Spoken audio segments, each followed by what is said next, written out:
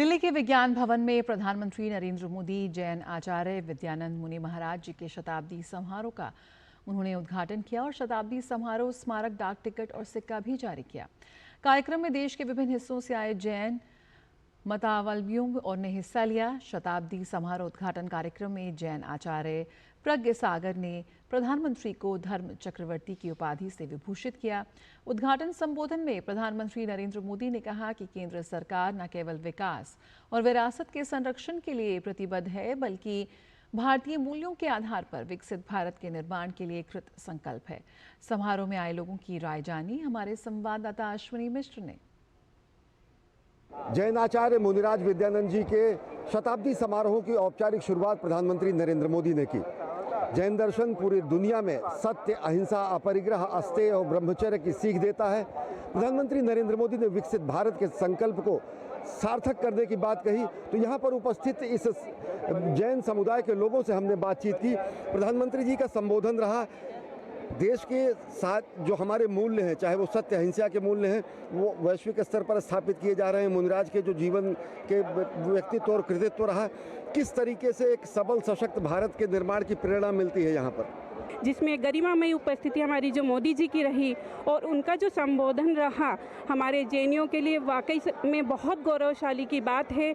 और जैनियों की तरफ से जो उन्हें आचार्य श्री ने धर्म चक्रवर्ती की उपाधि से सम्मानित किया, वो वाकई में उनके लिए बिल्कुल सार्थक है। उन्होंने जिस तरह से 9 संकल्पों की बात की, वाकई में हम सभी भारतवासियों को ये 9 संकल्प लेने चाहिए ताकि हमारा देश का विकास हो सके। उन संकल्पों से विकसित भारत का खाका भी बनता है। युवा किस तरीके से इस पूरे संबोधन को देखते हैं? के अंदर 9 संकल्प की प्रधानमंत्री जी ने बात करी, जैसे पानी बचाना, अपने आसपास के पर्यावरण को सही रखना, सुरक्षित रखना, और ऐसे 9 संकल्प उन्होंने बताए जो सिर्फ जैन व्यक्तियों के लिए नहीं, प्रत्येक भारतवासियों के लिए फ़र्ज है कि अपने भारत की जो मूल परंपरा है उसकी सुरक्षा करें। इसके साथ ही आज माननीय प्रधानमंत्री जी ने प्राकृत भाषा को बहुत महत्व दिया, जो कि सबसे पुरानी भाषा मानी जाती है। यह भी हमारी प्रधानमंत्री की जो अपनी संस्कृति की रक्षा करने का जो उनकी प्रतिबद्धता है उसको दर्शाती है। मुनिराज ने यहाँ पर आचार्य जी ने प्रधानमंत्री जी को धर्म चक्रवर्ती की उपाधि से भी सम्मानित किया।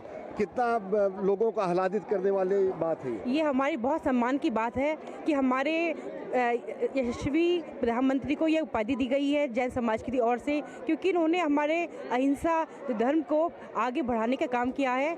हमारे जो धर्म है कि हम किसी पे आक्रमण नहीं करेंगे, लेकिन हम पे कोई करेगा उसे हम छोड़ेंगे नहीं।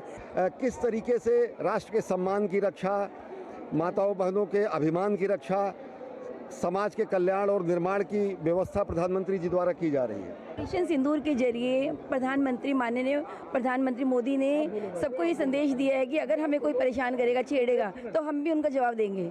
ये नहीं है कि एक बार सुनेंगे और दोबारा भी बर्दाश्त करेंगे। जैन आगमों में भी लिखा हुआ है कि अगर कोई व्यक्ति आपको परेशान करता है बार बार, आप उसको एक बार समझाओ, 2 बार समझाओ, या तो आप उसको उसके हाल पे छोड़ दो, और अगर वो फिर भी आपको परेशान करता है फिर मत छोड़ो उसको।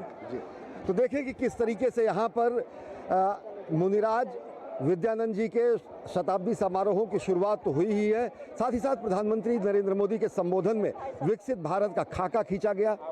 9 संकल्पों की बात की गई। जिस तरीके से नौकार मंत्र की बात जैन धर्म दर्शन में कही जाती है, वैसे ही सबल सशक्त राष्ट्र बनाने के लिए प्रधानमंत्री नरेंद्र मोदी ने एक बार फिर राष्ट्र से आह्वान किया 9 संकल्पों के 9 मंत्रों को हृदयंगम करने का, जो कि भारत को एक आत्मनिर्भर, सबल और सक्षम भारत बनाते हैं।